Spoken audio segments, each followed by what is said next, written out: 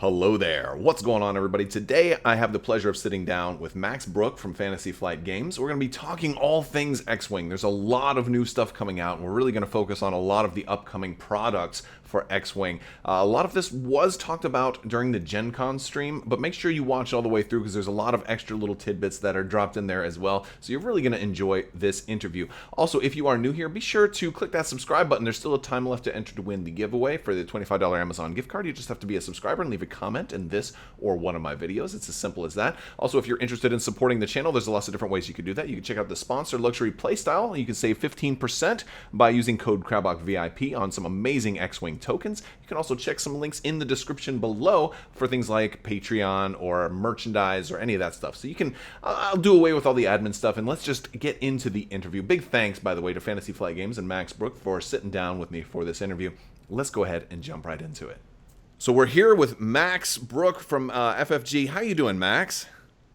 I'm doing really well. I had a good day. It was productive. Day from my home office in COVID, which is to say my apartment. So yeah, it was good. Absolutely. Well, I want to thank you so much for sitting down with me today. And I think COVID is actually a really good entryway into kind of, opening questions for all of this. And how has it been, working during COVID for you?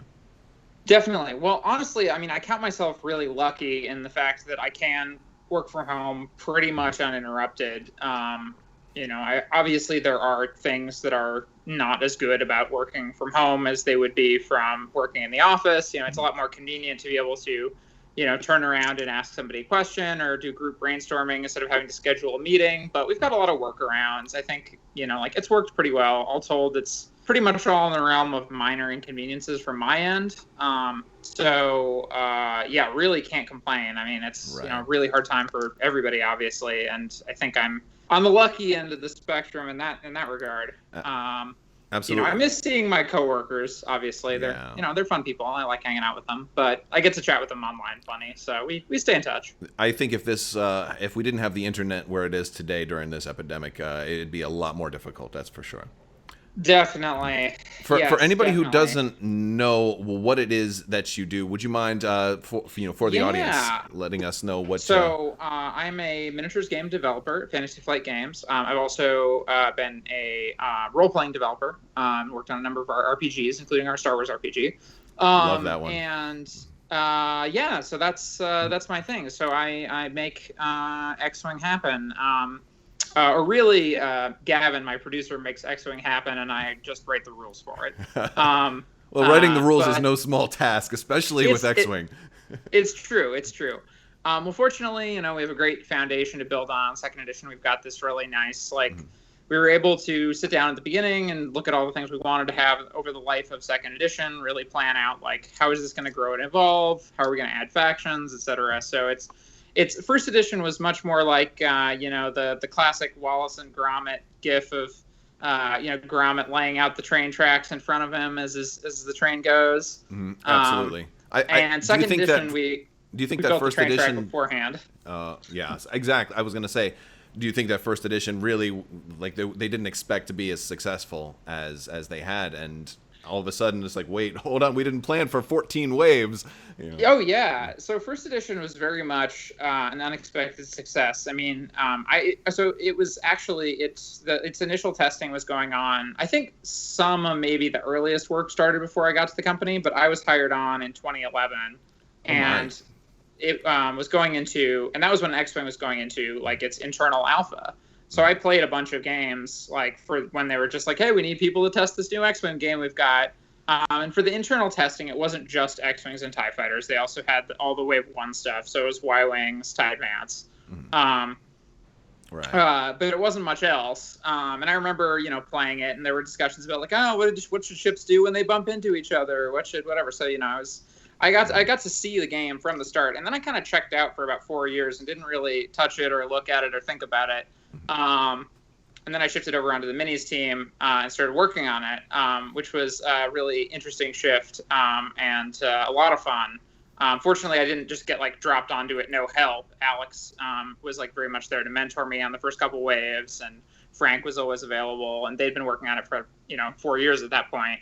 So they were able to get me up to speed pretty quickly. But yeah, so it was a game that I saw very early in its development, and then like jumped to like wave 7. I knew I was going to be working on it again, so I started getting caught up, and I was like, man, there's a lot of this game. And yeah, it definitely, I mean, I think the original vision, I mean, we're pretty much always open if a product does well to making more of it, but like I don't think people expected quite the level of response to X-Wing people had, but it makes a lot of sense. I mean, when I looked at it, I definitely it has tremendous table appeal. That's for sure.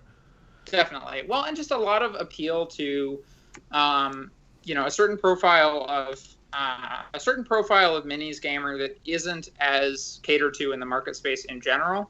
Which is, a lot of my friends in college, we'd play minis games, and like I could never get them to paint minis. If we were going to play, I had to paint all the minis, or just accept that they were going to play with army men, and that was okay, and it worked. But like, if X-Wing had been around, I'd have been able to get them to play that in a heartbeat, because they didn't have to, do the exactly. hobby side of it. And I happen to love the hobby side, but a lot of people don't, and that's fine. Mm-hmm. I have a lot of friends that are in the same boat. They play because they don't have to do anything once they buy it. I mean, you can open a box and straight from the store and play it. You show up to a tournament and say, "Oh, I don't have another TIE fighter." Buy one, and you've got it ready to go. And that's a draw that not many other games have. And so I think that's a big thing. So speaking of like the future and when in the design process, do you have a hard time trying to come up with like a future path, like what ships to add? Like what's that process like? That's pretty easy, honestly. So at the end of the day, I mean, or perhaps I should say that's easy compared to when I started on X-Wing. Okay. When I started on X-Wing, we were really looking for ships. I mean, one of the first waves I worked on had the TIE Aggressor in it. And don't get me wrong, I like the TIE Aggressor, but like we had to dig pretty deep to find the TIE Aggressor. Sure. No, I understand. And again, I like it. I think we were able to carve out a cool space for it. I'm happy with what we did with it in first edition and in second edition. But, like right now, we are not in the same position we were. There's a lot more Star Wars coming out these days. And there's a lot of ships from movies that we haven't made yet because we just haven't had, the right opportunity. So figuring out what we're going to do, we try to look at it and see like, hey, how can we create sort of like a cohesive like group of things that we put out together around a theme or around a particular piece of media or something. But yeah, there's no shortage of Star Wars stuff these days. So I'm feeling really good about the future of X-Wing and like future opportunities for ships because there's plenty to do. No, absolutely. And, a lot of people probably forget that when X-Wing first came out, that was before the Disney merger. And you didn't have Legends. You had all everything was, well, virtually everything was different levels of canon. And now you've got new films coming out and new shows and animation. And who knows what's coming out tomorrow. So the horizon looks pretty bright, I would say. Definitely. Yeah, Rebels kind of saved X-Wing because Rebels came along at a time when we'd gone through most of the most iconic EU stuff. And there were EU ships, but a lot of them didn't have good, reliable depictions. Mm-hmm. And so it sort of was getting to this point where it's like, it was hard to do stuff. And then Rebels came in and gave us this sort of shot in the arm of content. And that was great. Yeah, and I gotta say, I think Rebels is probably one of my favorite injections of the new canon, so to speak. Oh yeah. So yeah, no, that was really cool. Now we just kind of wrapped up from Gen Con. Was that pretty exhausting from you guys doing trying to do all of the live streams and trying to get all of that going, or maybe easier than actually going to Gen Con? I was to say, I'm sure it was exhausting for Ryan and Brian Keelan, and they worked super hard, and they ran a really tight ship. And as always, Ryan Thompson always runs a tight ship, and so it was a pleasure to work with. But from my perspective, it was way less work than normal Gen Con. I would imagine not having to ship everything out and set up displays and then tear everything down and come home. You're like, hey, it's over. We're already home. Yeah, I mean, I did everything. I had to go in to the office. We did all the, safety stuff for social distancing, and, like go in, sit down at a table, talk for an hour and a half, get up, go back to my apartment. It's a lot easier than busing down to Indy. Yeah. No, I can definitely imagine that. But no, there were a lot of really great things announced. I'd love to talk about some of the new stuff that is coming out. Let's definitely talk about that. But first is some of the stuff that we already know. So we've got Wave 7 that is getting closer, and so we're looking at 3 ships initially for Wave 7, and I think then 2 more, which are I think being called 7.1 right now. Is that what we're looking, or are they just Wave 7? Either way, we know that the first 3. I developed it all as Wave 7. Sure. I'm not exactly sure how it's being broken out. I think we've got some stuff coming in. I think they're releasing sort of differently, right? A month between launches, not waves, but like between releases for like 3 releases, I think. So for purposes of this discussion, I'll separate them into the first 3 is Wave 7, the second are Wave 7.1, just so we're on the same sheet. All right. I don't remember if that's the technical name for it or not. It may not be. 7.1. That sounds right. Yeah. All right. So we've got the Xi class shuttle, which I thought was interesting that the First Order was getting a new ship and the Resistance wasn't. But we'll see that kind of balances out with some of the new things that are coming. But some shuttles in this wave between that and then the LAT, which I think is kind of interesting. What kind of what kind of impact do you see these new shuttles having for these new factions? I think they'll have, even though they're both medium shuttles, I think they'll have pretty different impacts. Okay. Although they do fill sort of a similar niche. So the G class shuttle or Xi class shuttle. Did I say Xi? I don't think any. I don't. I'm not sure there's a formal pronunciation. It's not 11 though. It's not Roman numerals, right? It's not the 11 class shuttle, right. No. The She class shuttle is very much a light shuttle. When you read about its description, it has a couple light laser cannons. There's actually one source that says it has no laser cannons, but there's another source that says it does. So it sounds like they're kind of optional, probably. Yeah. We didn't make them optional in the game because Zero Attack Day ships get weird, but so it has guns, but it's not a fighting ship, not sure. Really. So it's not super tough, but the First Order really kind of want something in that mid-weight range. Mm-hmm. They have a lot of interesting aces. But their support ships are all really expensive right now because they're all on the Upsilon platform. And the Upsilon can be a monster, obviously. It's got there's 4 attack dice. It's got an ability that boosts its cannons. It could be really good, but it's very much it's a big points commitment. So this thing is going to give the First Order a really different set of opportunities where maybe you'll do a little bit more of like a beefed up mini swarm and then, the shuttle, or maybe you do like a couple aces in the shuttle. Or maybe you even do something weird where you do like 2 shuttles really stripped down cheap and try to take advantage of that. Maybe. So there's some interesting options for it too. The characters are also pretty interesting because we don't have any First Order pilots. In fact, we never see this thing flown by the First Order in the films. Kind of like the Lambda, its most notable use is by somebody who stole it. Yeah. And that's a theme of Star Wars. That's something you just have to separate the films from the game. It's like we can't all be stealing all of the ships, unless we're Sabine. Exactly. We can't be stealing ships all the time. Yeah, well, and maybe, and that's exactly the sort of place where maybe there's some neat opportunities for scenario play and stuff like that, where maybe we do scenarios where you get access to other faction ships or something. Yeah. But they're like specific to that sort of like narrative setup. Because again, in those cases, it's also not like they're being flown into battle. Right. It's like, oh, this one ship is trying to escape this giant explosion or something. So figure out how to write a ship flying out of a scenario with a ship flying out of a board that's exploding around it. Could actually be pretty fun. Yeah, no, that sounds really interesting. So that's going to fill a pretty interesting niche for the First Order, I think, and give them some pretty new list building opportunities. Just kind of crack open their whole list building world. I think that we are going to have a similar opening of the list building options from the LAT, but the LAT is a very different ship from the G-class shuttle. The LAT can be a fighting ship. If you want to equip it, it certainly can be. Nice. It's also very, very tough. It's got a lot of health. The She-Class shuttle is pretty light. So, you're talking about a pretty big difference in health total. You're talking about a pretty big difference in offensive capability. Now, the G-Class shuttle has more agility, so that's good. But the LAT is very much meant to be a ship that is sort of like, it can function as a fighting ship. It can function as a sort of support ship.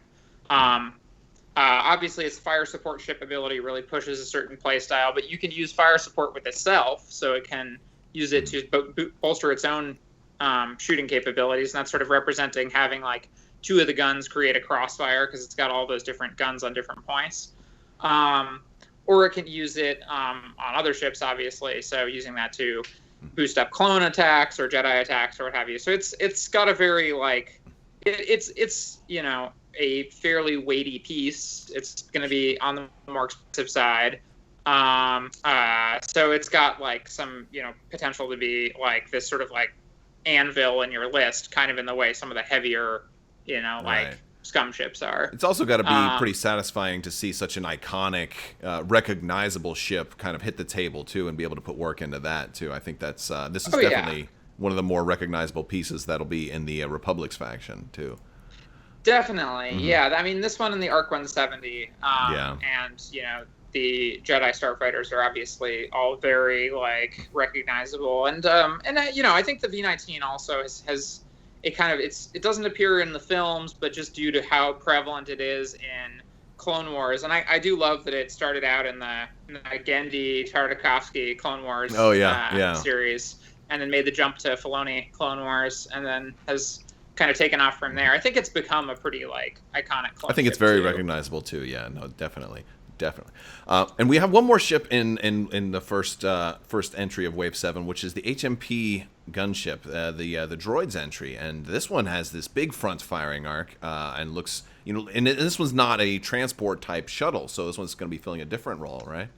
Yeah, so this is much more of it's kind of a weird ship. It's multi-role. It's capable and kind of designed for atmospheric combat, although it is able to fly in space, which is actually also true of the LAT. So, I wanted to do something interesting with its flight profile, make it feel a little different, and that's where the side slip comes from. And we can get to that in a minute. I do have some questions about that as well, but yes. Definitely, and we can get into that. But yeah, so it's got a couple different variants in its slot options. Like some of the droid ships we've done, we often give them like one or two versions that have different upgrade slots that reflect like different hardware. So it's got a cannon-y version, and it's got a version that's equipped for sort of a different role. It's a pretty interesting ship to fly because of its unique flight pattern. Its networked targeting also creates a pretty interesting dynamic where it gets benefit from more friendly target locks. So instead of having networked calculations, it is getting benefits from locks, but that means it also can't get in on sharing networked calculations. So it's sort of good at flying with anything that can throw out some cheap locks like vultures, but it's not really giving anything back in that relationship. Right. So, but it's got a big enough arc that maybe you're okay with that guy being your shooter as opposed to your support. Yeah, the wide arc is nice for that, and then also its ability to carry ordnance and such, and then it can also carry bombs, so it is capable of being a bomber as well. It's not going to be as dedicated as a bomber as the Hyena, but that gives it some really nice potential to like threaten various areas if you're trying to chase it or anything like that.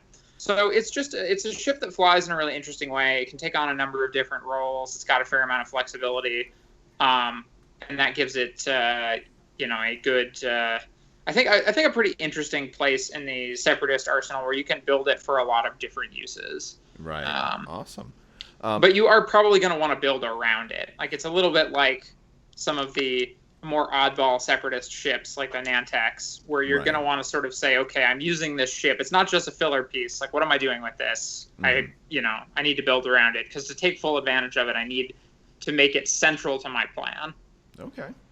That's good to know. And now it also has, so you mentioned this before, but this was definitely one of the things I was curious about after watching some of the Gen Con footage, is that it's got this new maneuver, or at least a maneuver type, the side slip. And so anybody who's not familiar, can you tell us a little bit about how that's going to work? Yeah, so the side slip is an advanced maneuver, and it lets you.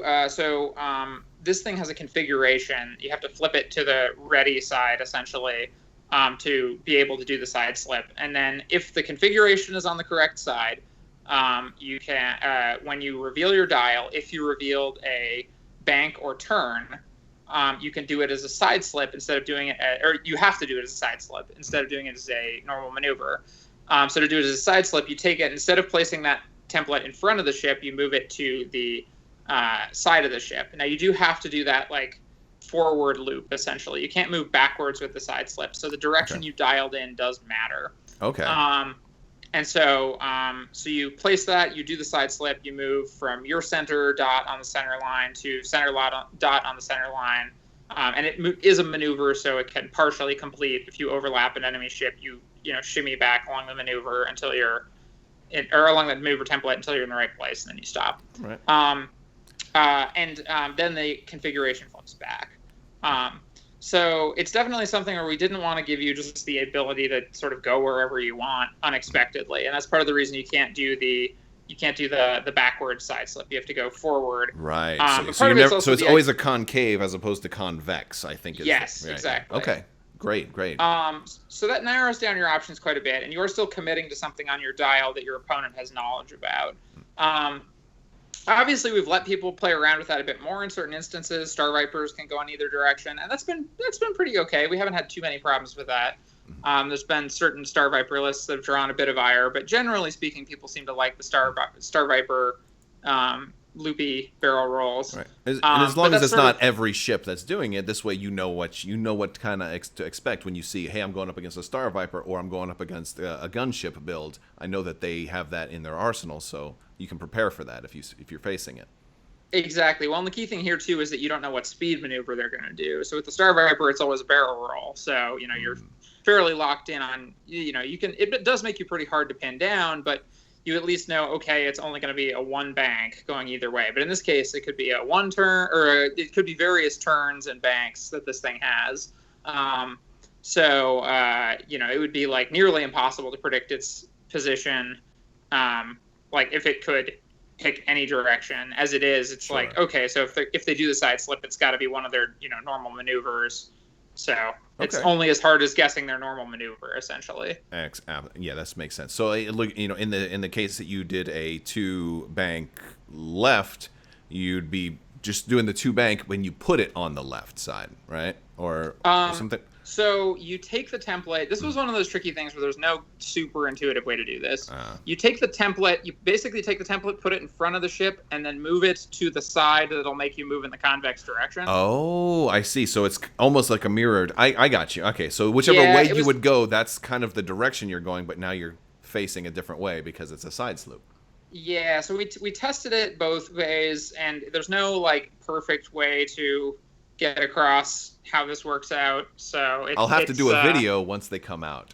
Yeah, it'll definitely be a topic for the video. As I said in the first live stream where we discussed it, like it's super easy to show someone a graphic and get them to know how it works. Right. It's nearly impossible to describe it or put it in words. Sure. There is a graphic in the rule sheet. There will be a graphic in the rules reference. Don't worry. Mm-hmm. There's going to be a picture.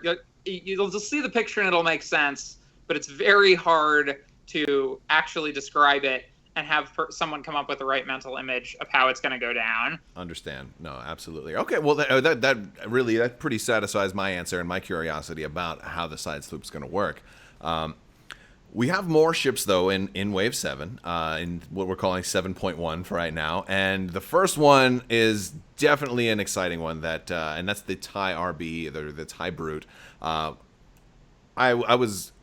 was guessing that this one was coming for a long time because ever since it's a good guess. Yeah, guess. Well, it's a cannon ship. It was in Solo, and I mean, I gotta ask you, like when seeing Solo or seeing this thing on screen for the first time, what were your thoughts? Was your thoughts kind of like mine? Is like, oh, this has got to show up in X-wing?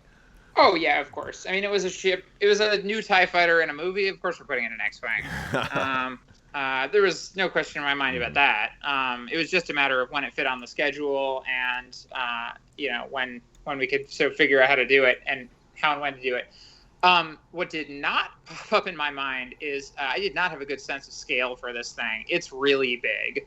You said this is a It's medium base, correct? It's a medium yeah, it's a medium base, and it's big. Like, it deserves to be on the medium base. For a while in testing, we were like, we don't really know how big it is. It kind of looked like looks like it's sort of a little bigger than a TIE SF maybe. It's way bigger than a TIE SF. Yeah, that's exciting. And you can really tell, like, if you look at the cockpit and the size of the window, and then look at the rest of the hull around it. I think you kind of will give some people a pretty good idea of just how big. Yeah. Yeah. No, that's amazing. The cannons swivel, which is really fun. So you can spin the cannons around back and front. And this is kind of reminding me of the 1.0 dash, with the HLC kind of turret thing, but they can this go only forwards and backwards?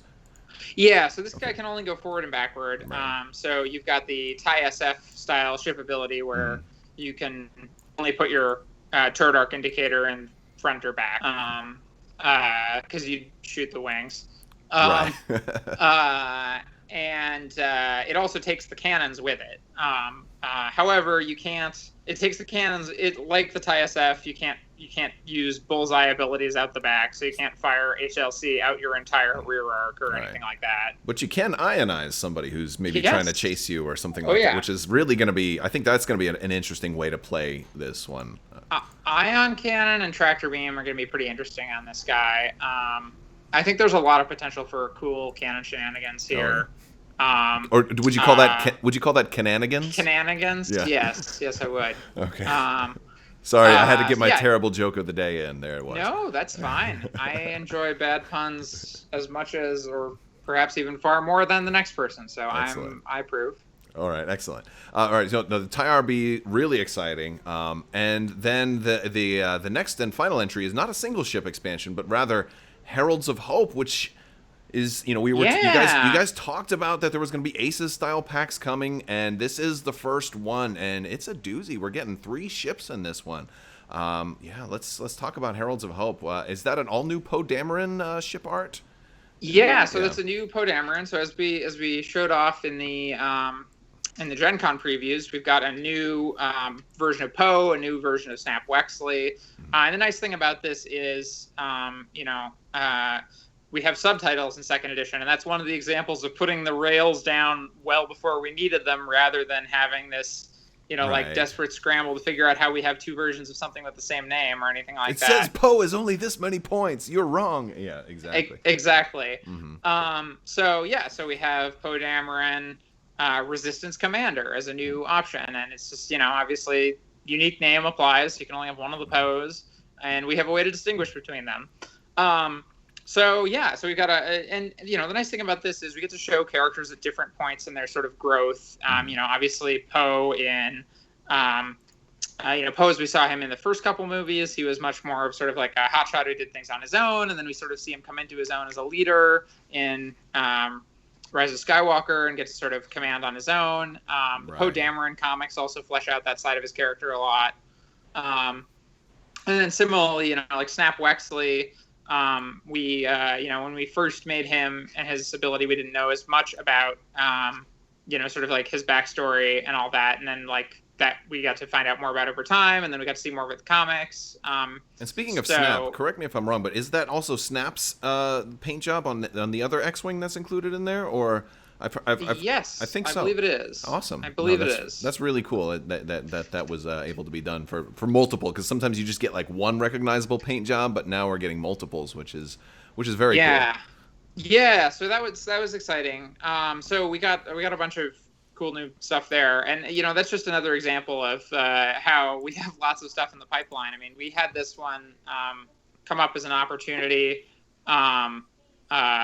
To like jump on this and do this, before we might have because we didn't, obviously based on the timeline, this had to have started before we saw the film, but we know what an X-Wing is. And so we were able to be like, okay, well, we know what an X-Wing is. We know the gist of what's going to happen. We know that Poe's going to be a leader. So let's focus on that side of him. Nice. And then fortunately we actually got to see the movie before the product, was like finished, so we weren't like flying blind like we used to sometimes. I remember that Force Awakens starter for X-wing, and yeah, with pilot skill 8 Poe. Yeah, that honestly is the subject of a couple of jokes and a couple of good examples on maybe why it's better to be patient with things, because you can get better depth and Generally, we prefer wait. Yeah, and in this case, it was a particular example where we're like, okay, it's new paint schemes. Like we think we can get enough information. We know a fair amount about these characters. For Snap, we knew he was going to be in the movie. We didn't really know what he was going to do, but it was like, okay, well, there's a whole bunch of stuff about him in the comics. He's featured heavily in the Aftermath novels as a kid. Like, one of the things we didn't get to play up in the last version of him is that he's kind of this, like, tech whiz. Right. And so, this version of the character is much more focused on, like, getting the cool use out of your S-foils and stuff like that. Awesome. So that was a nice thing that we got to sort of like pick up and push on. And that's one of the things we want to do just in general whenever we do like new versions of characters is like try to play up some other side of their their nature or their character arc, or pick them at a different time. Especially when characters have been in multiple films too, and multiple media and comics and books and all of this. Now, one of the things that was kind of talked about is how these Aces packs can be good gateway or kind of entry points, not necessarily a new starter, but good starting, like, early purchase items for a new player looking to play for a single faction. So we're getting more than just ships and ship cards in here. We're also getting upgrades? So there's quite a few upgrades in these. They're pretty generous on the upgrades. We try to, kind of the same way we did with Servants of Strife and Guardians of the Galaxy. No, you've heard it here, folks. No. That's a different expansion. The Republican Separatists kind of starter. I don't have the name of it in front of me. Servants of Strife, and I think it was just Guardians. Yeah, it was just Guardians of the Republic. I was overthinking. Okay. Although a Guardians of the Galaxy like starter for X-wing would be super cool. All right, you have my endorsement. I have to say, I think that would be really cool too. It would be fun. I don't know, they're all under the same ownership now, right? So maybe. Who knows what? When Star-Lord shows up in a Star Wars movie, we'll for sure make it. That would be really cool. He would love Star Wars. He's. Oh yeah. He would love Star. He would have the soundtrack in his Walkman. Absolutely.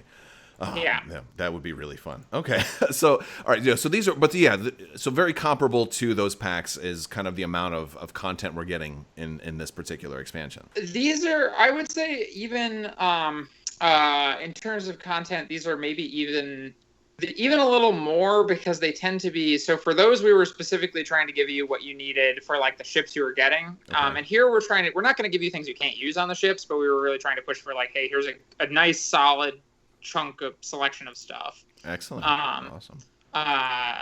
So that's, but no dice or maneuver templates or anything like that in here. Yeah, so it's not a full-on like single starter set or anything. Right.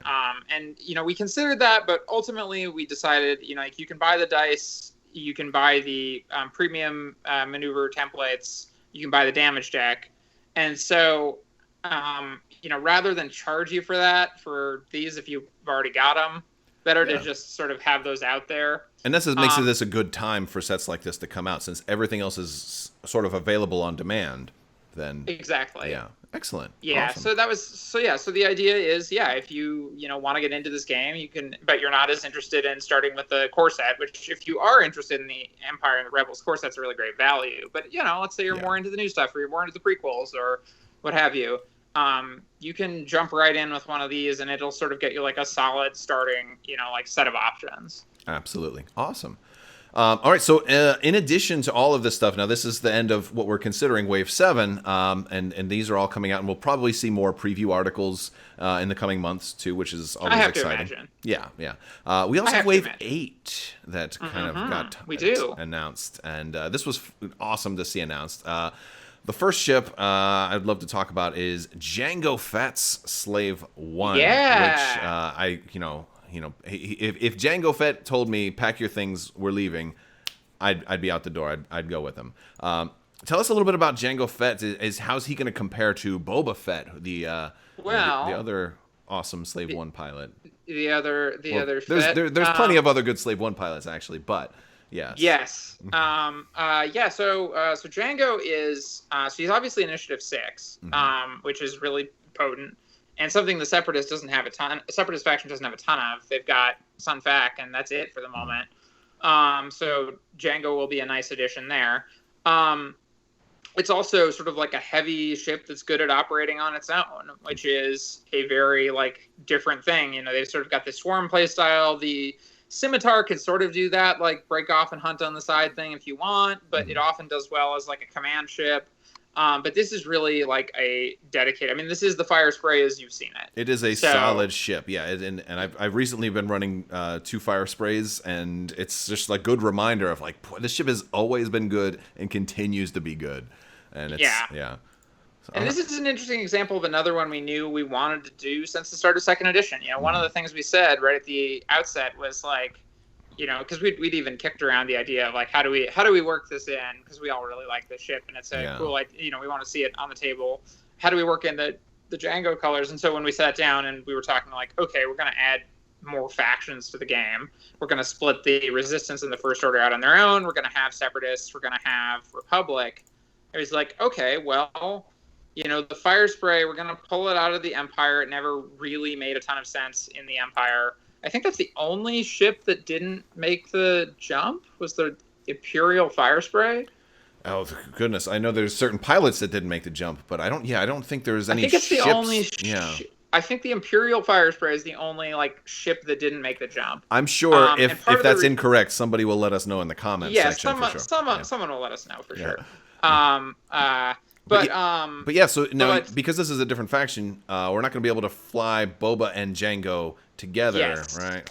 And that's probably a good thing, honestly. Well, maybe for house rules, maybe for a kitchen table game. Yeah. Oh, yeah. Well, so you will be able to fly Boba and Django together. You just won't be able to fly adult Boba Fett and Django together because there's Boba Fett is of course a gunner because right. You know, we see him and we with did see the new Boba gunner card, and he looks great. And he looks cool because I believe, if my memory is correct, I don't have the card in front of me right now. He's not faction locked, is he? I think he's faction locked in some way, but I think he might be available to Scum. Oh yeah, it might be that he can go in here or in Scum. Yeah. Yeah, I believe he is Scum and Separatist. But yeah, so anyway, so we knew we wanted the ship in the Separatist faction because Django is a Separatist essentially. You know, we see him associated heavily with that faction. Right. And so that was one of the things we were like, okay, well, we won't have it as an Imperial ship. We're going to have it. It made sense as an Imperial ship before there was a Scum faction, but once there was a Scum faction, it didn't make a ton of sense as an Imperial ship. But, you know, like, it does make sense as a Separatist ship, and we want to have it there. So, you know, like, in the long run, that's something we're going to do, but we didn't want to do it until we had the paint scheme for it. Right. And so, you know, we waited, and then we wanted to really establish the Separatist faction identity, and I think we've done that. You know, we've really set out, like, okay, this is a faction of droids, this is a faction that's got some, like, weird irregulars. You've got the base down now. Now you can do the outliers, right? Exactly. Yeah. And so, you know, it's like, okay, now let's do this, like, you know, really cool, iconic ship from the faction that is in maybe certainly one of the lengthiest space duels in the series, films at least. Absolutely.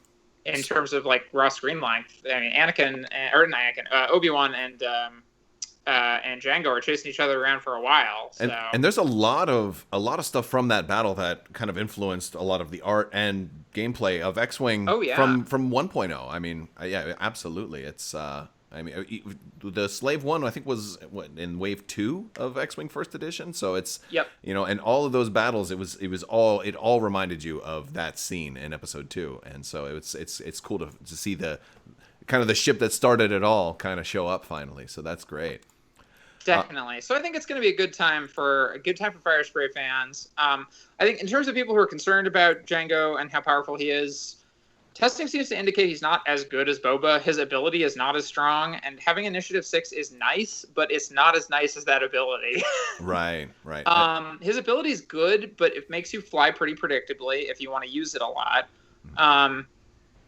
Otherwise, he's an Initiative 6 Fire Spray, which again is good, but he doesn't have double reposition. So it's not like he's, you know, boosting and barrel rolling. He's not a first edition, you know, like IG or something.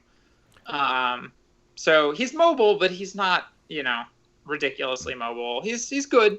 And if he's a regular Fire Spray, you're going to have options to configure him and build him out to kind of cater him. I would Yeah. imagine probably not too differently than existing fire sprays. He's pretty comparable to Boba Yeah. Fett, yeah. Yeah. And he's fairly comparably priced. I think he's probably going to come in a little cheaper. We'll see. Okay. We've still got time to And test and, him, and but- the and the beauty of of X-wing right now is that you can always adjust that. So if he Yeah, does if he comes out and he's dominating the meta, then you can certainly. then he'll get more expensive. Yeah, exactly. No, Yeah. we try not to rely on that too much, but the simple fact is, like the player base is going to play 100 times. There's going to be 100 times as much test data Yeah. in the first, 2 months as there was in the entire testing period. And so, I think our testers are really good. They work really hard. They do a good job. But, at the end of the day, testing is about volume of data. It is. And, I've and tested sometimes some there's- games before in the past, and I can attest to that. Yeah. You never know. Like you think, all right, we got it, and then I've seen some things come out within the first week of a product coming out. They're like, how did I not foresee this? Yeah, definitely. Well, and again, it's hard because this is one of the tricky things about like developer brain that gets joked about a lot, but I think is very accurate. That I have like 8 versions of various X-Wing rules in my head, but 7 of those versions are wrong. Yep. Because they are the ones that didn't happen, and so I'm always sort of chasing this like game that doesn't really exist. Yep. So it's kind of I can relate also because I've had old versions of rules that I'm like, no, my shields will absorb that. That ship doesn't have any shields. What do you mean? Oh, like things like that. Yep. Yeah. It gets confusing. It definitely does. It does. So that's why it's always good for us to. I try to get some games in of just the normal regular game every once in a while, just to try to refresh myself on what X-Wing actually is, and not what weird thing it might have been. I could see Had you we going incognito with like a hat and like one of those fake mustaches, like to the local game stores, around there. I'm like, hey, you guys want to teach me this game? I don't really know the rules too well. And That would be an interesting experiment. Actually, it would be interesting to see. It wouldn't be, good to do it myself. I'd need to hire a proxy because obviously you'd want somebody who actually doesn't know the rules, right? But that would actually be a super interesting experiment to learn how people teach the game, and then see if you find any patterns, and then write a rules reference based on how the game is taught. Yeah, no, that's a great idea. I've found, since I do a lot of video content, I get inspired to make an updated how to plays after a convention. Like I think Totally, because you've just taught a bunch of people to play it for 4 days straight, and you get all of the most common, like, I don't know anything about this game, tell me about it. Like I talked to you earlier about Star Wars Celebration. There's not non-gamers there, so it's very different than teaching at like a Gen Con. So you have all these people that don't know anything about tabletop games, so the questions you get from those people are very different. Because you need to focus on, like, this is a game where you're going to actually you bring your own stuff. It's not a board game where I just show up with a box and open it and we play. Like, you have to have your own stuff too, or at least it helps if you do. You don't really have to, but yeah. So that whole context is a really interesting way to kind of approach teaching. But continuing with the Separatists, we have another Separatist ship in this way. I mean, I'll go. Separatists are getting. I'll go off topic all day, but I'll try to keep us going here. Yeah, we've got the Tri-Fighter. So another droid just destroying ship. This one looks like it's going to be like maybe a pretty significant threat for droid specific builds. What can you tell us about this? This death machine. This is one Brooks designed, and it's a really good ship, and it's a good piece of design. It's so it's sort of like a TIE interceptor with networked calculations, which is pretty scary. Yeah, that sounds pretty scary to me. Yeah, it is scary. It's good. It doesn't have. It doesn't get an Initiative 6 Ace, so it has some trade-offs. But like it has a great stat profile, which like most droids do not have a good stat profile. It has a great dial. It's pretty flimsy. If you get guns onto, it's not big. A lot of these Clone Wars era ships are quite small. We'll get into the really itty bitty baby ones in a minute. It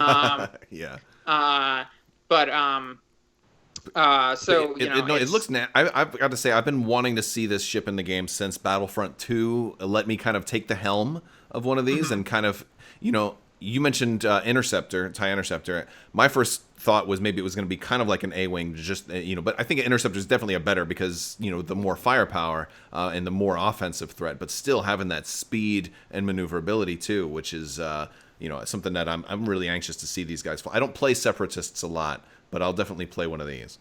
Definitely. Well, and the good thing too is you've got a couple options with it. You can run it as sort of like take a couple of them and take a couple of vultures to feed them tokens, and then you present your opponent with this sort of like two bad options of do I shoot at your agility 3 ships that have, they can like have networked calculations, or do I shoot at your vultures, which I can probably pop those vultures, but then I'm shooting at your vultures and ignoring your heavy hitters. Yeah. So it's a nice ship in that regard. Or you can just kind of take a hunting pack of them, and it lets you make a pretty small Separatist list. If you don't want to manage a ton of ships, you can do a swarmy feeling list that doesn't have that many ships. Oh, that's a really great idea. Yeah. I'm also not gonna completely spoil this, but I'm gonna hint at it. It has one of the most entertaining configs ever designed. It's something Brooks came up with, and it's awesome. Oh, my. Okay. People will have fun with that, I think. All right. So, that sounds really exciting. So that's not one of the configs that has been, or that we've seen. Well, I don't think we've seen it. I don't think we've shown it. I think it's like partway visible on the card. Oh yeah. Okay. In like maybe like one of the product spreads or something. I think people. I thought I saw a thing about some internet sleuths piecing together a little bit of it, but I don't want to get any further into details. Sure, that's here. fine. It'll be in a preview article. Just know that it's going to be very entertaining. Okay. I think you'll like it. All right, that sounds good. I'm excited. So coming up next is the ETA 2. The ETA 2 Actis, and this one I'm super excited about too, because this one gives us like kind of 2 ships in one pack, right? Yeah. Yeah. So it's got the hyperspace ring, and the hyperspace ring is not going to be initially, at least, it's not going to be hyperspace legal or extended legal. It'll be usable in casual games, in epic battles games, in scenarios, but it's not initially going to be hyperspace legal. But the ETA 2 obviously is. Right. Is it gonna? Can I ask? Is it gonna actually have a separate base for the ring, or are they all gonna go on just the same base? So I believe you get one base in the product. But I might have to double check that. You might get 2. I'm not 100% sure. Sure. Okay, no problem. But it all docks on one base. But if you're flying it and you undock from it, it can be like hanging around on its base on its own, and you can like come over and redock with it. Nice. So it is a ship that you dock with mechanically. Also makes for a great display piece too, if you're. Yes. Yeah. Yeah, and it can also go. It also works with the Delta 7 for that. I've also heard that our next ship will dock with this too, but I don't want to jump too much further yet. Yeah. No, definitely not. Yeah. So the ETA 2. I mean, what else is there to talk about with the ETA 2? It's Yoda's just, coming like with this, right? Anakin and Obi-Wan and like a bunch of other stuff like that. Yeah. Well, there was a Yoda crew spoiled. I don't think crews probably don't come with this though, so that was probably with the LAT. That's with the LAT. Yeah. Oh, all right. So I got my upgrades kind of out of order there, but Yoda's also coming. So same faction, but wrong expansion. But that looks really cool as well. But another thing I thought was really interesting about this was that you have new versions of Anakin and Obi-Wan that are referencing specific named pilots. Yes, they reference each other. Yeah, which is really a really cool design space. What was that? What was coming up with that kind of like? Well, that was Brooks again. This was their wave, nice. But it was something we talked about, and it's something we can do. There's no good mechanical reason we can't. We've had conditions that refer back to ships and vice versa. Sure. And so like we knew we could, people would get it. It's not super complicated. Conceptually, it's actually quite simple. It's much more of a pain to write the actual rule for it than to get people to understand it. Sure. No, I mean, it certainly makes sense. It seems very thematic. And so, Brooks, if you're watching, my hat's off to you, because it's just really cool looking stuff. Very cool looking. Yeah, it's a neat piece of design. I think it's the sort of thing we will want to use like pretty sparingly, because it does sort of like create pretty strong list incentives. But for this one, it's really justified because Revenge of the Sith. This is sort of the Revenge of the Sith ship, right? And like that movie is really about the deterioration of those two guys' relationship, right? Like that's Mm. really what the heart of the film is. It's there's this grand betrayal and the like the lead up and then the aftermath, and so like their closeness is so important, and then the deterioration of that closeness, and so like that's something we really wanted to. I think that was one of the things Brooks was looking at was like how to sort of play that up and like really show this bond off between these two guys. But then Right. you're like, wait a second, if they're flying those ships, they're going to be trying to kill each other on Mustafar in like 2 hours.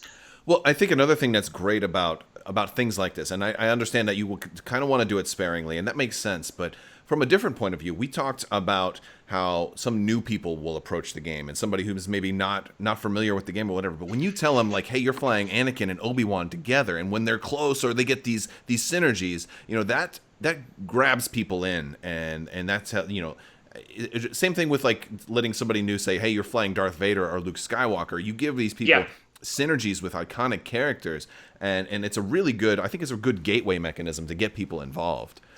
Definitely. Yeah.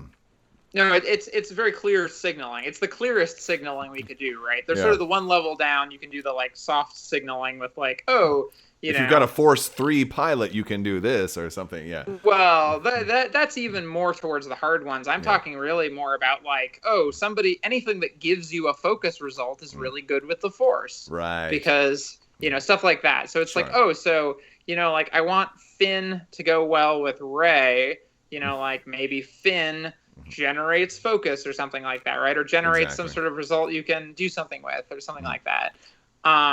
So you look Without at those having to sorts do of them by things. name, yeah. Exactly, but I think in this case it's really worth it, and it's something we'll definitely probably do again. Like I can't imagine we wouldn't. There are lots of iconic duos it makes sense for. And who knows? Again, especially, who knows what duos we'll see in future content too? New movies. Yeah. There's new movies coming in the next couple of years too, and I mean we know virtually nothing about them at all. So it's really exciting. All the groundwork that's been laid here, gives you a lot of options for the future. Definitely. Well, and I can tell you, we're really excited to see what Mandalorian season 2 brings us as well. Obviously, we're all waiting. Goodness, I know. Bated breath to see about rumors, that. but I don't trust the rumors until I see it for myself. So I'm sure there's going to be more great characters. There'll probably be more ships. Now that they've sort of got like some of the maquettes done, they'll probably be like, oh, we can make some more, right? Because absolutely. Oh, it's exciting. It's really exciting. Yeah, the Mandalorian is going to be really, really fun. And before I get too far off topic, talking about Mandalorian, we've got one more ship, and that's going to be the Nimbus class V-wing, which is also part of Wave 8, which is apparently, among other things, that can also dock with the hyperspace ring. I didn't even know that they were capable of doing that, but yeah. So that's a feature of those guys. I believe canonically the V19 Torrent can also dock with it. I don't know how that would work from a physical standpoint, and I think you would have to convert your miniatures to do it. But I encourage hobbyists out there to figure it out. I'm sure there's a way to make it happen. I'm sure within 1 week of these things hitting the streets, there will be conversions out there. But we don't have rules for that, I don't believe, because there's no good way to make the miniatures work together with the way the V19 is laid up. But somebody will figure something cool out and homebrew it, and it'll be sweet. Oh, no doubt. So but the V-wing is it's kind of more of that like more TIE fighter-y kind of or almost Z95-ish kind of ship, in that it's like kind of light, kind of can be killed pretty quickly. Funny you say TIE fighter, because it's very much the proto TIE fighter. Right. And it's so that was a leading question. Yes, indeed. Well, I appreciate the setup. I'll always take the easy layup. So much so that it's it counts as a TIE essentially. And so for TIE upgrades, it can take those as well, even though it isn't technically a TIE. Right. And so that's that's a pretty interesting feature too. And that was something Brooks came up with. Again, it was a really nice little thematic thing. It's just like, oh yeah, this thing is the proto TIE fighter. It's sort of the first ship with the twin ion engines. It's not called the TIE fighter, but you can see how the Empire took this and kind of Right. stripped down a lot of the features to make the TIE Fighter. Now it's going to come with some TIE Fighter upgrades as well, correct? I believe so. I think there was I think one or two spoiled already. I don't have the images up in front of me, but my I guess my question about this sort of design standpoint is that we've seen that there's going to be TIE upgrades that are coming with with the Republic. Now Imperial players are presumably going to be interested in TIE, and even other factions too. Whether the Rebels have a TIE, Mining Guild TIE maybe.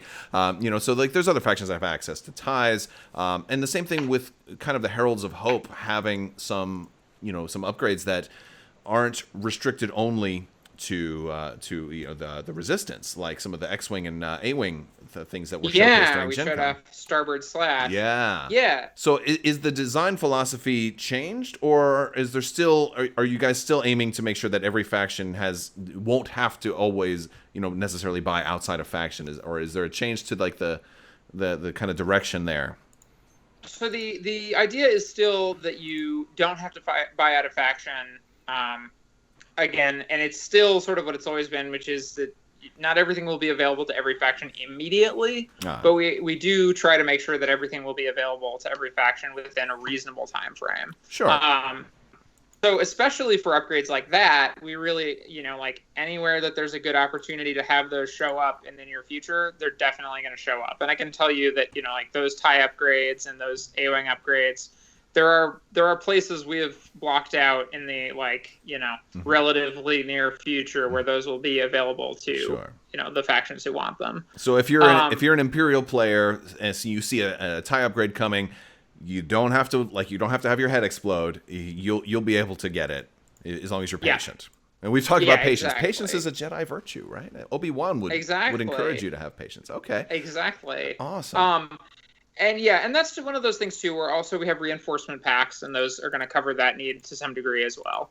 So if there isn't a convenient place to put some new upgrade, a reinforcement pack is where you should expect to see that. And reinforcement packs are sort of this balancing act. We don't want to do them too often because then there's a bunch of extra crap to buy. And we want to make sure they're like catching enough stuff in them to be worthwhile. Yeah, you don't want to do it every month because then you're like, well, I only got like 3 things to put in here. Yeah. Exactly, right. And that's and that's a pain for players to keep track of and all that. Like, where do I get this thing? So yeah, it's definitely something we're very cognizant of. We really want, we don't want upgrade chasing to be like a big reason people buy stuff. We don't want people to be buying products, like for plastic they'll never use. Yeah.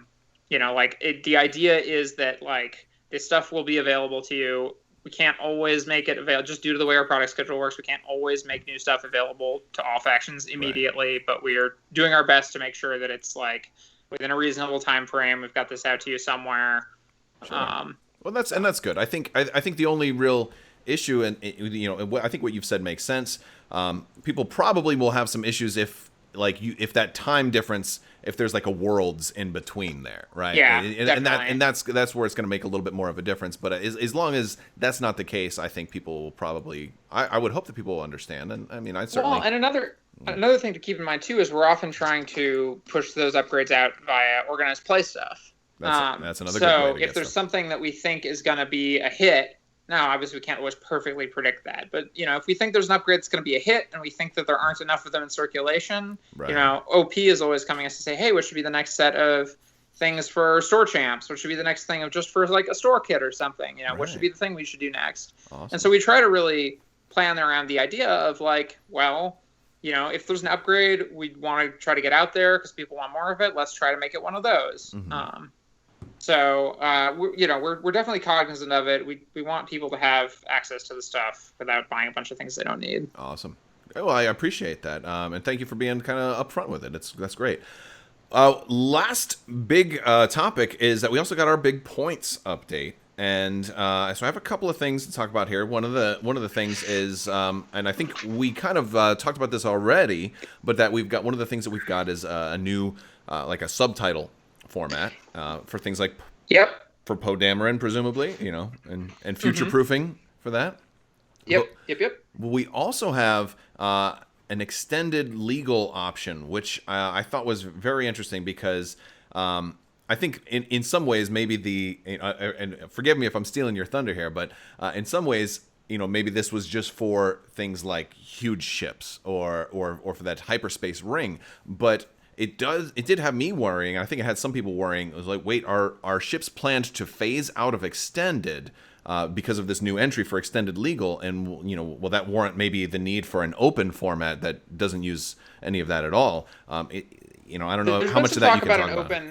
Yeah, so I can talk a little bit about that. So we certainly discussed an open or casual format, and I think people thinking about that is a good idea for stuff like the hyperspace ring and huge ships. Mm-hmm. You can play a huge ship in a game where you just shoot your buddies' stuff up. You don't have to play an epic battle scenario. They're separate rule sets. They're not going to be available in hyperspace or extended for the moment.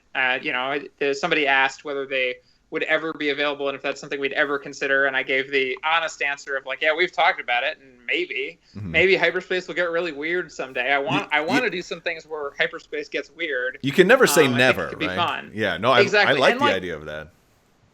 I think there's cool stuff we can pursue there.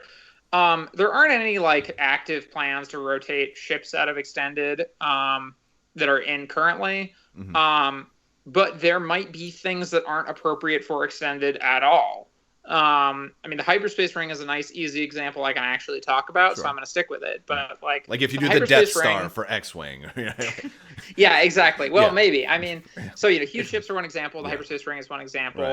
Right. It's stuff where to make something like thematic and fun that really feels right and plays well in its thematic role, we need to make something that we don't necessarily want to add to the competitive game. And the hyperspace ring is a great example because the hyperspace ring. I was agreeing with you. I think that makes perfect sense for something that's a great product to get out, but maybe it's like we want people to have this, but we don't want this to break the meta.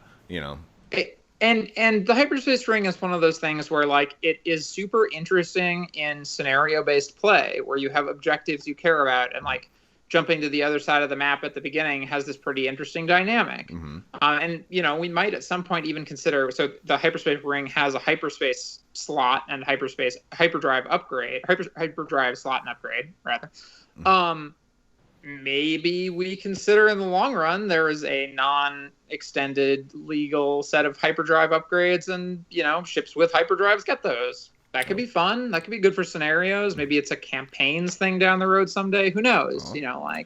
But there's all sorts of like options we could play with there. Where I'm gonna pitch you my option for hyperspace rings. For tournaments, when you're all set up in a table, if you dock with the hyperspace ring, you can actually go into hyperspace, come out on a different table. On a different table. You're now in their game, and they have to deal with that. So jokes about that aside, I love that idea for a narrative event. What if that was a thing you could do, right? Yeah. What if you could like hyperspace some reinforcements to your buddy because you're like, oh, I'm winning my game, but you're losing. It sounds so much fun. Well, the line breaks there, we're in trouble. Well, narrative events are great. I love narrative events. I honestly, would generally rather go play in a big narrative event than a big like competitive tournament as a player of minis games myself. Yeah. We do that every year on Super Bowl Sunday. We just about every year we do a huge X-wing event, and every year that something big would come out, we'll do some kind of scenario, whether it's an attack on the Death Star 1. Next year was attack on the Death Star 2. I think the year after that, the GR-75 transports came out, and we were doing the Escape from Hoth scenario, like 12 people, 15, 18 people, something ridiculous. It takes all day, and maybe we don't even finish, but we had a great time playing Star Wars music, and just, somebody brings donuts and coffee or whatever, and it's just, that is the essence of just the fun side of tabletop gaming that I think that allows. So you want to get really wild? How about the one where if you have the hyperdrive equipped to your X-wing, you can have a couple X-wings leave your X-wing game and go join the Armada game as a squadron. Oh my goodness, that is your Armada is like the language of love to me, so I have to be careful how much I entertain that one because I'll start going off on all the new Armada news, and that's not what you're here for right now. I was going to say, I'm sure you've got plenty of time booked to discuss that. Oh my goodness, yeah. Well, if I can get Michael to come on here, then maybe we can talk Armada one of these days. So I do have one more question about points to try to rope us back, and that's Definitely. there's a new on the new points. There's a new keyword section, and we see things like Yes. light side and dark side. What else? Or what can you tell us about the points section there? Or I'm sorry, the Yeah, so keywords. let's talk about these builder keywords, this weird new thing we added. I mean, so we've had these builder keywords since the start of second edition, because we've had light side and dark side since the start of second edition. And, the funny thing was, for a long time, it did not actually say anywhere what characters were light side or dark side. People Right. just figured it out. And it was interesting because they were actually, like, nobody mentioned it for the first, I want to say, year of the game's life. Nobody really noticed. Like, they knew it was a thing, and I saw a few people be like, how do I know this? But anytime it came up a conversation, someone would just be like, oh, it's just the ones who are light side are light side, the ones who are dark side Yeah, are the dark good side. guys are all light side. Yeah.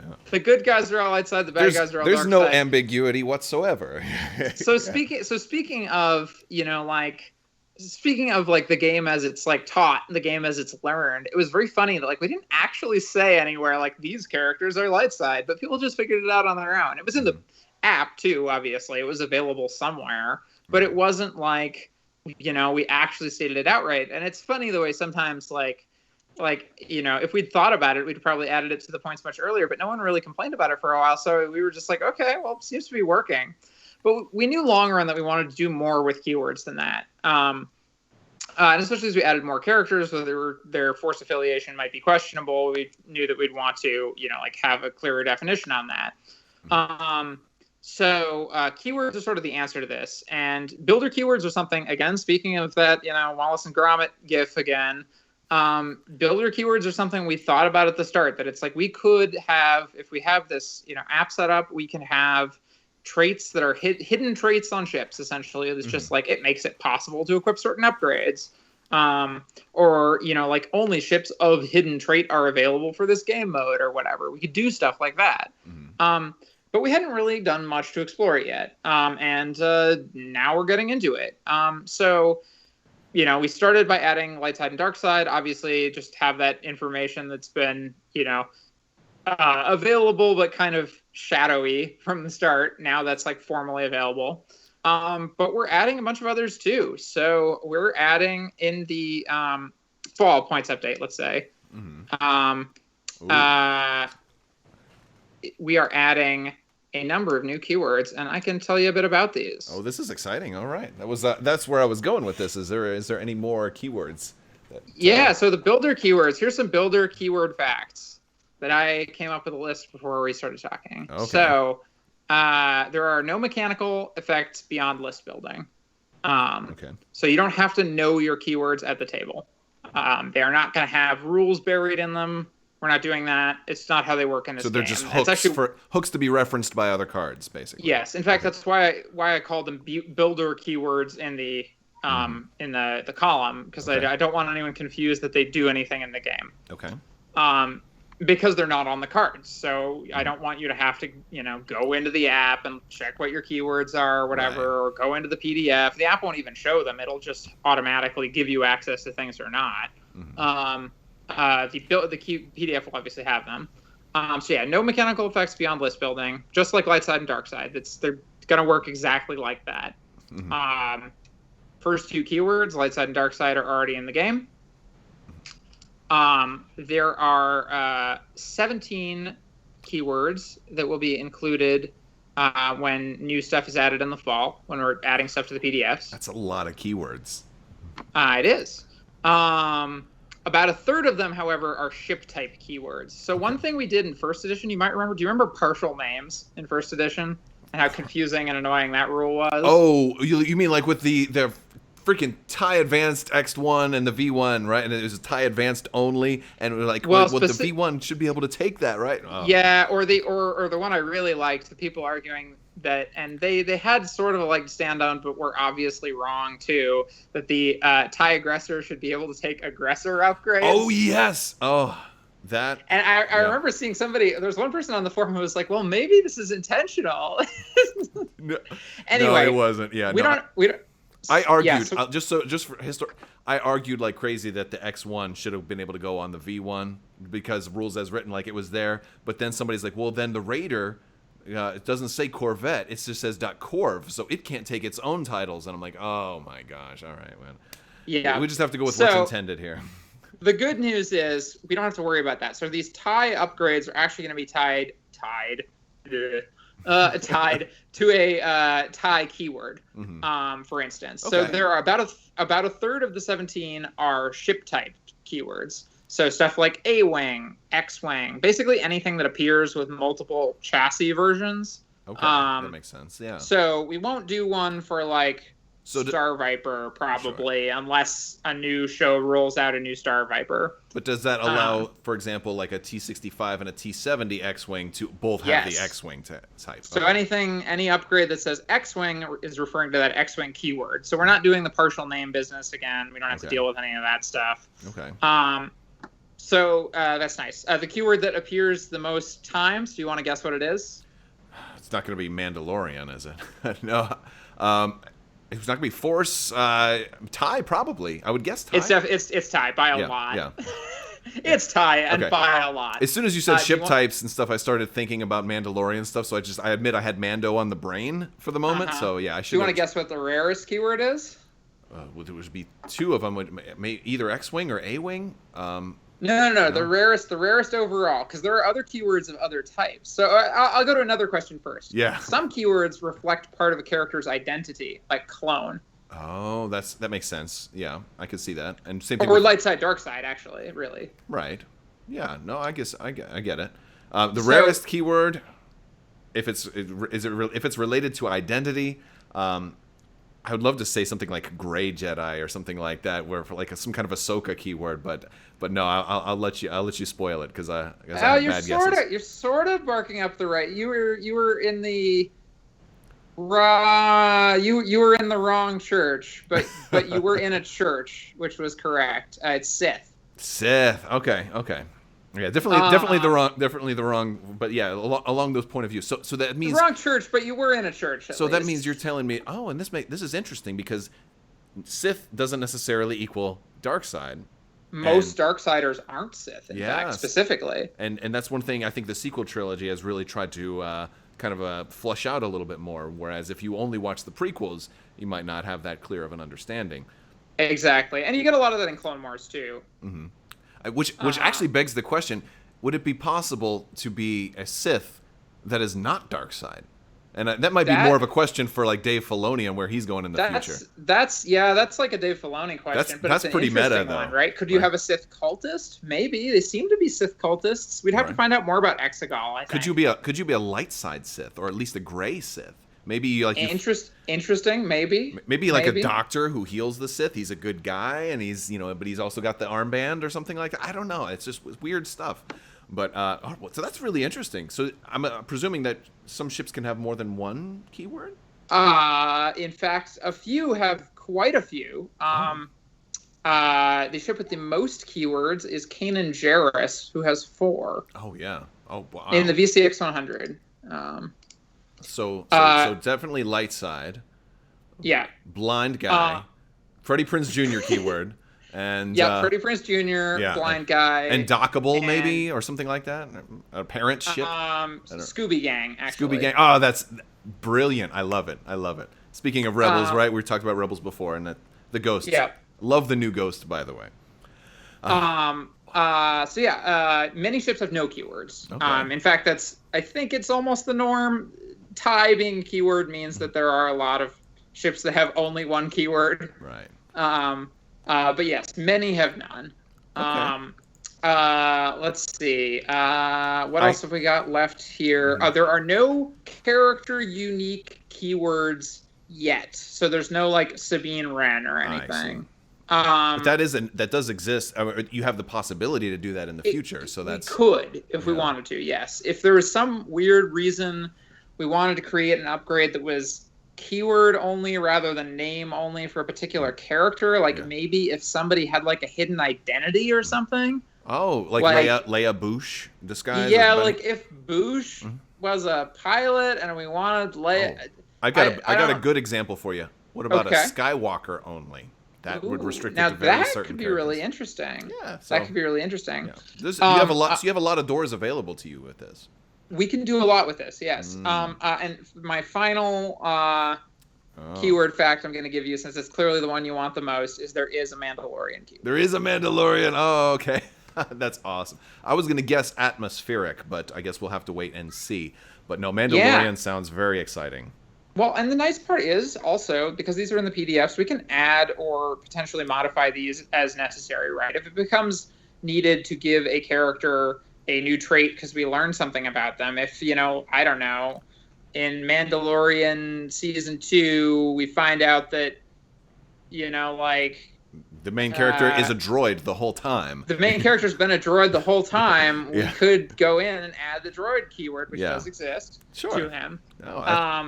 So yeah, or similarly, if, there's a new faction that has a certain set of ships and we want to give them like a faction identity talent, but they're more of like a loose organization than like a true faction. Right.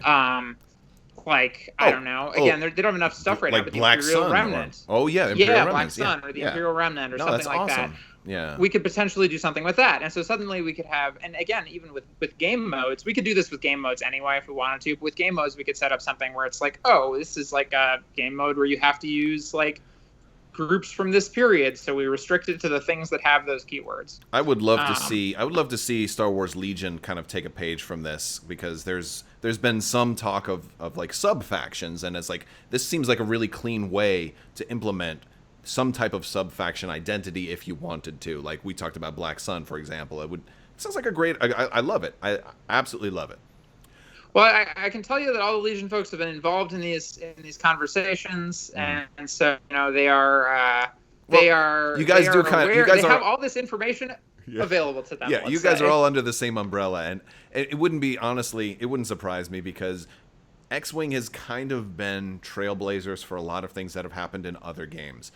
Clone Wars came to X-Wing first, right? Or miniatures gaming came to X-Wing, or the pre-painted miniatures.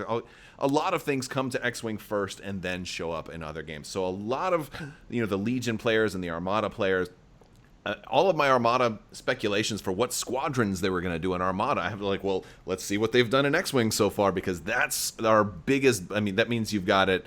You've got a mold, you've got a sculpt, you've got, licensor approval to do this. You've got at least the basic theme for this ship flushed out. And, you guys are trailblazers, so, big thanks for that. Oh, definitely. It's true. Although I will say that our Armada gets to blaze trail sometimes too. There's definitely been stuff that we picked up in X-Wing, even if it's just, oh, what capital ship do we want to have in the art or whatever? I always look to Armada to be like, let's do something that crosses over with that, because people will get a kick out of seeing that ship appear in this art piece or whatever. Absolutely. In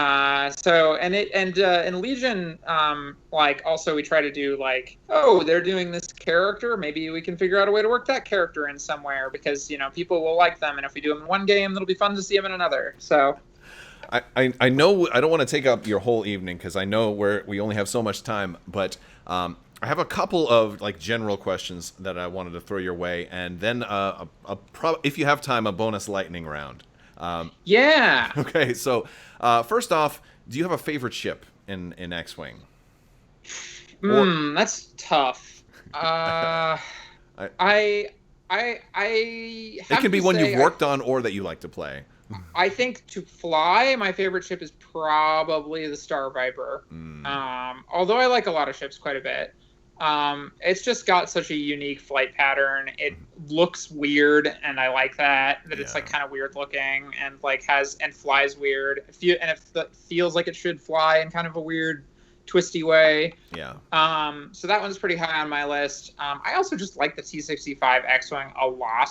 It's just really nice for that ship to be it got a lot of nice quality of life improvements over first edition, and it has the S-foils, which is sort of what more could you want? Absolutely. It's iconic. It's kind of and it was one of the tough things about first edition was the stuff that got designed first, often the best ideas came in later, and so there was sort of things would fall behind, and I worked on the, one of the times we tried to fix the X-Wing, flight assist astromech and all that, and it worked pretty well, but it was always sort of, duct taping Exactly. the And at a certain S-foils point, yeah, back it's like, together. all right, new player, want to play X-Wing. Oh, all right, but you're going to need these 8 All right, well, you're expansions gonna to make need the integrated astromech and flight assist astromech, Yeah. and like these 6 other things to make Saw's your Renegades and- T65 yeah. fun to fly. Yeah, exactly. Yeah, Whereas exactly. like now, we set out at the start our sort of like what our ship's going to do, and again, like it's not a knock on first edition because we literally couldn't have done second edition without it. First edition Like, won me over, man. I remember the day I first saw Will Wheaton playing X-Wing 1.0 on tabletop, and I fell in love. And I don't know if any Yeah. other game is ever going to capture it initially. Although I mean, Legion and Armada do a really good job too, but it's different. You never forget the first time you fall in love. definitely. Okay. Definitely, and we learned so much from it. Oh, yeah, absolutely, and that's a really important thing. Do you have going to the films?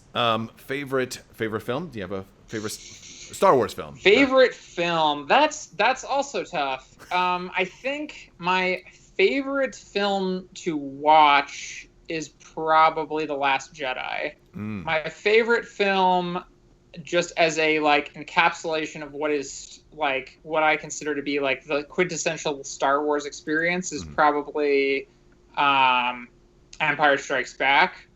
Yeah. And my favorite film for the movie I want it to be, or it wants to be, rather than the movie it is Revenge of the Sith. Oh, yeah. I feel like Revenge of the Sith is really, really close to being.